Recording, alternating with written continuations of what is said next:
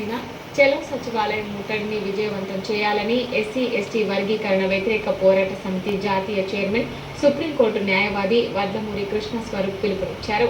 వర్గీకరణ కోసం కాంగ్రెస్ ప్రభుత్వం ఏర్పాటు చేసిన మంత్రుల సబ్ కమిటీని వెంటనే రద్దు చేయాలని డిమాండ్ చేశారు.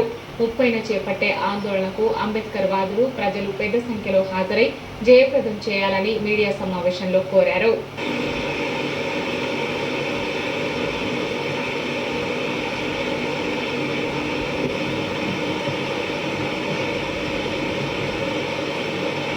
ఇటీవల వర్గీకరణకు వ్యతిరేకంగా వివిధ దళిత రాజకీయ పార్టీలు ఎస్సీ ఎస్టీ కుల తెగ సంఘాలతోటి ఐక్యంగా హైదరాబాద్ కేంద్రంగా వర్గీకరణకు వ్యతిరేకంగా పోరాటం చేయడం కోసం ఎస్సీ ఎస్టీ వర్గీకరణ వ్యతిరేక పోరాట సమితిని ఏర్పాటు చేయడం జరిగింది. ఈ సమితికి జాతీయ చైర్మన్ కూడా వ్యవహరిస్తున్నాను.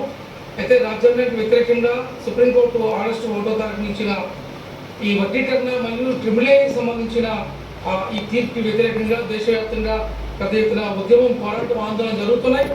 ఇందులో భాగంగా సుప్రీంకోర్టు ఇచ్చిన జడ్జిమెంట్ మీద ఆ జడ్జిమెంట్ రద్దు చేయాలని మరి రివ్యూ పిటిషన్స్ దాదాపు 103 పైగా రివ్యూ పిటిషన్స్ సుప్రీంకోర్టులో దాఖలు చేయడం జరిగింది. ఈ రివ్యూ పిటిషన్స్ మీద మరొకసారి సుప్రీంకోర్టు తన యొక్క అభిప్రాయాన్ని చెప్పకుండానే ఈ రివ్యూ పిటిషన్స్ సుప్రీంకోర్టులో పెండింగ్లో ఉండగానే తెలంగాణలో రేవంత్ రెడ్డి పటేల్ కాంగ్రెస్ ప్రభుత్వం కాంగ్రెస్ పార్టీ చాలా కొంత ఆదరాబాదరగా వర్గీకరణ చేయడం కోసం మంత్రి ఉత్తమ్ కుమార్ రెడ్డి అధ్యక్షతన 6 సభ్యుల గల మంత్రులతోటి కమిటీ ఏర్పాటు చేయడం జరిగింది. ఈ కమిటీ ఏర్పాటు అత్యంత సిగ్గుచేటు, అనైతికం, రాజ్యాంగ వ్యతిరేకమైనది.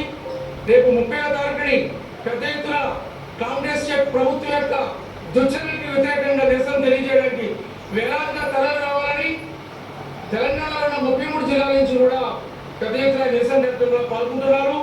మరి వర్గీకరణ వద్దు, రాజ్యాంగమే కావాలనే నినాదంతో ఈ కాంగ్రెస్ ప్రభుత్వం మీద కాంగ్రెస్ పార్టీ మీద దళితులు పెద్ద ఎత్తున తిరుగుబాటు కార్యక్రమం చేయడం జరుగుతుంది.